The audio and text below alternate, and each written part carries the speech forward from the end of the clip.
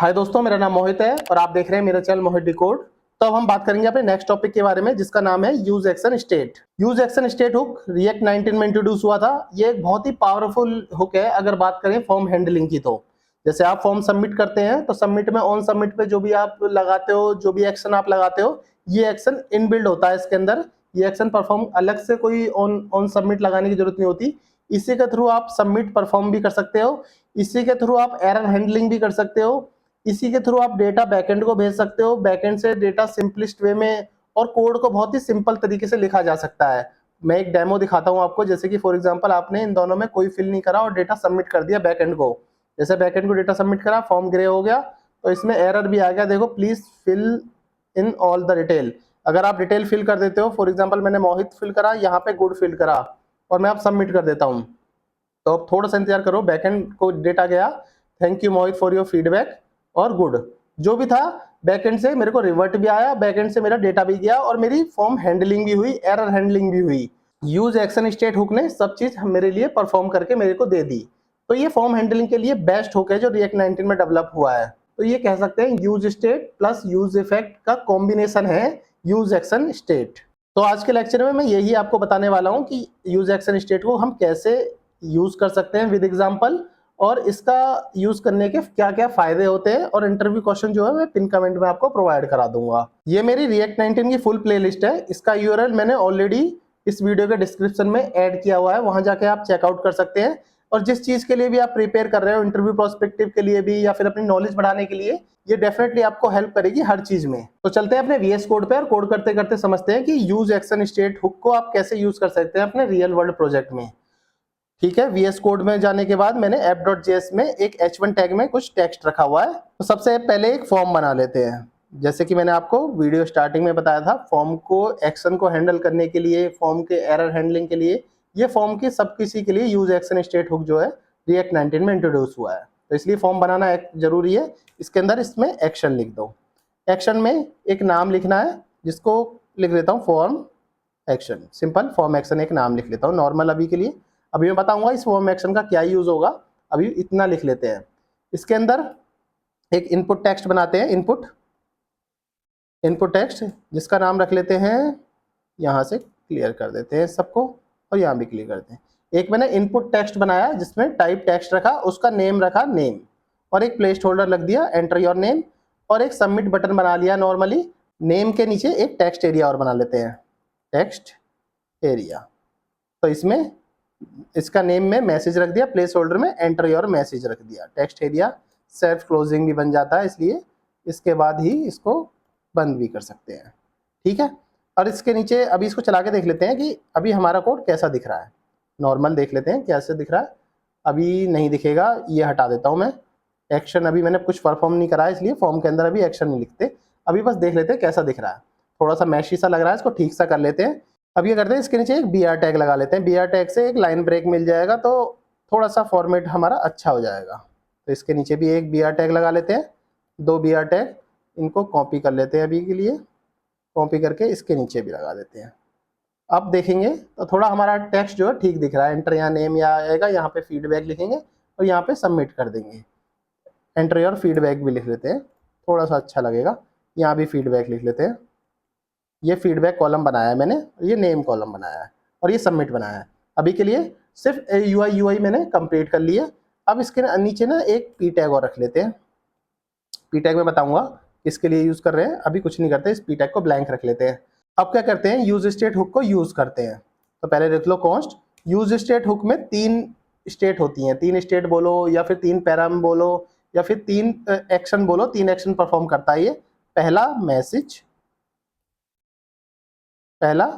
Message, दूसरा करता है ये फॉर्म एक्शन, और तीसरा करता है ये पेंडिंग। और ये यूज एक्शन स्टेट ऐसे ऊपर से आपको इंपोर्ट करनी पड़ेगी। इस ऊपर से इंपोर्ट करेंगे क्योंकि ये हुक है, तो रिएक्ट के अंदर से इंपोर्ट होके आएगी। यहाँ से मैसेज को कॉपी करो, नॉर्मल मैसेज कॉपी करा और पी टैग के अंदर लिख लिया। यूज एक्शन स्टेट के पहला एलिमेंट जो है वो आपका मैसेज का काम करता है। जो भी आपके फॉर्म में एरर होगा या फिर फॉर्म सबमिट होने के बाद जो सक्सेस मैसेज होगा, वो सब इसके अंदर स्टोर होते हैं। दूसरा होता है फॉर्म एक्शन।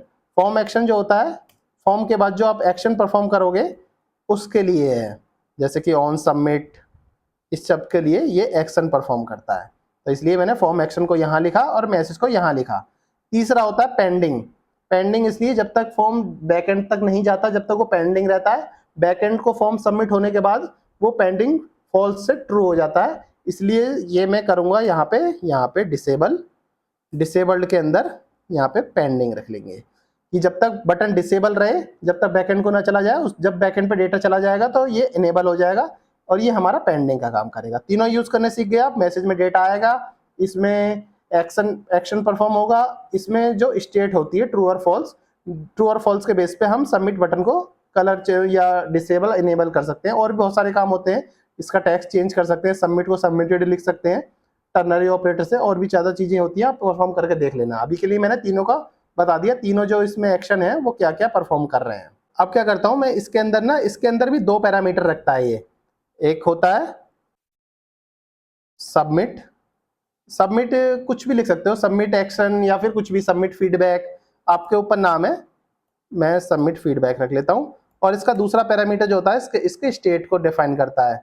अभी के लिए क्या था, या तो मैं इसको ब्लैंक ही रख लेता हूं।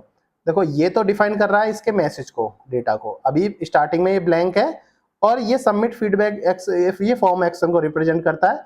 इसके अंदर ये एक एज ए फंक्शन है जो फॉर्म एक्शन को एज ए फंक्शन की तरह ट्रीट करेगा। ये मैसेज है, ये ब्लैंक है इस समय, ये एज ए स्टेट की तरह ट्रीट करेगा। पेंडिंग में ट्रू और फॉल्स एज ए बुलियन के जैसे ट्रीट करेगा। अब मैं फॉर्म सबमिट को यहाँ से कॉपी करता हूँ और यहाँ पे नीचे क्या करता हूँ, आपको मैं फंक्शन बना लेता हूँ, फंक्शन सबमिट फॉर्म। इस तरह से फॉर्म सबमिट फॉर्म के अंदर ना दो डेटा होते हैं, एक तो होता है प्रीवियस स्टेट और एक होता है फॉर्म डेटा। प्रीवियस स्टेट जो पहले से हमें स्टेट मिल रही है ऊपर से, उसका यूज करके। फॉर्म डेटा जो नीचे से फॉर्म डेटा मिलेगा, जैसे कि नेम, ये फीडबैक, ये फॉर्म डेटा के अंदर ये सब चीजें होंगी। अभी के लिए आप ये जान लो।